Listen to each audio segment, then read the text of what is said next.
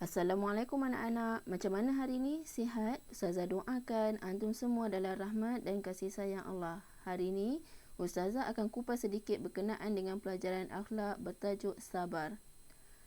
Pengertian sabar ialah sentiasa redha dan tenang semasa menghadapi ujian daripada Allah dan tidak mudah putus asa apabila mendapat kesusahan. Sebagai contoh keadaan yang kita sedang lalui saat ini, tak dapat ke sekolah, berjalan, pergi masjid. Ini juga merupakan salah satu ujian yang mana Allah berikan untuk melihat mana hamba-hambanya yang mempunyai kesabaran yang tinggi. Jom kita lihat apa ciri-ciri sabar. Yang pertama, sabar dalam mentaati perintah Allah. Sebagai contoh, Allah uji kita dengan menarik sedikit kesihatan yang baik, tapi kita tetap meneruskan berdoa dengan tidak meninggalkan solat 5 waktu. Yang kedua, sentiasa redha segala kesusahan dan kesulitan yang dihadapi.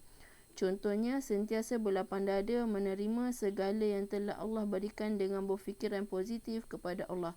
InsyaAllah ada hikmah yang besar Allah nak beri. Yang ketiga, sabar. Yang ketiga, tidak mudah kecewa apabila gagal dalam sesuatu usaha yang dilakukan. Contohnya kita usaha baca buku, menghafal, belajar, tiba-tiba masa exam kita dapat markah sikit. Cek balik, mana silapnya jawapan kita. Bukan dengan cara mengeluh, tapi tetap teruskan berusaha tanpa rasa jemu. Yang keempat, sabar ketika sedang marah. Sebagai contoh, tiba-tibalah satu hari kita diuji dengan persahabatan. Kawan ambil barang kita. Rasa marah tak? Ya, kita akan merasa marah. Tapi apa yang kita boleh buat selain marah? Memaafkan. Itulah yang paling berharga di saat kita sedang marah. Marah itu sifat daripada siapa? Syaitan. Seterusnya anak-anak, jom kita baca dari sifat sabar. A'udzubillahi minasyaitanirrajim. وَلَنَجْزِيَنَّ الَّذِينَ صَبَرُوا أَجْرَهُمْ بِأَحْسَنِ مَا كَانُوا يَعْمَلُونَ.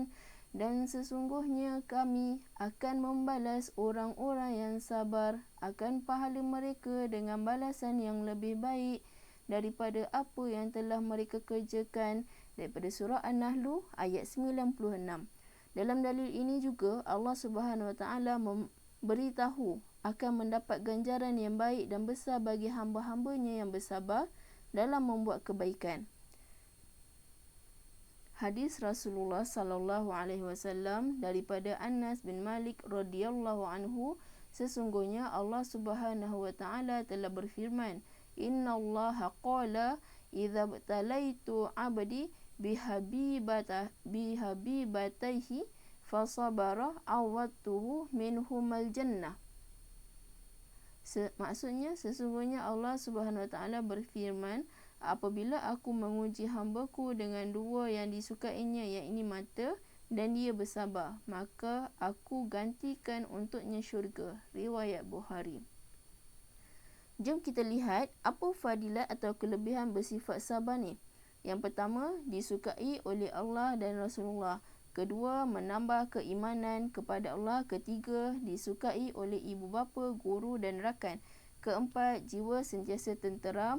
Kelima, mendapat keampunan dan rahmat Allah. Keenam, dapat menyelesaikan masalah. Ketujuh, diperkenankan doa oleh Allah. Yang kelapan, mendapat petunjuk ke arah kebaikan. Yang kesembilan, disegani dan dihormati. Mari kita lihat pula akibat atau kesan jika tidak ada sifat sabar. Yang pertama, dimurkai Allah dan Rasulullah. Yang kedua, tidak disukai oleh ibu bapa, guru dan rakan. Yang ketiga, membentuk sikap mementingkan diri sendiri. Yang keempat, jiwa tidak tenteram. Dan yang kelima, mudah mendapat penyakit. Baiklah anak-anak, jika kita mahukan syurga di akhirat kelak, pupuklah sifat sabar dan teruskan berdoa dengan Allah Subhanahu Wa Taala. Syukran. Assalamualaikum.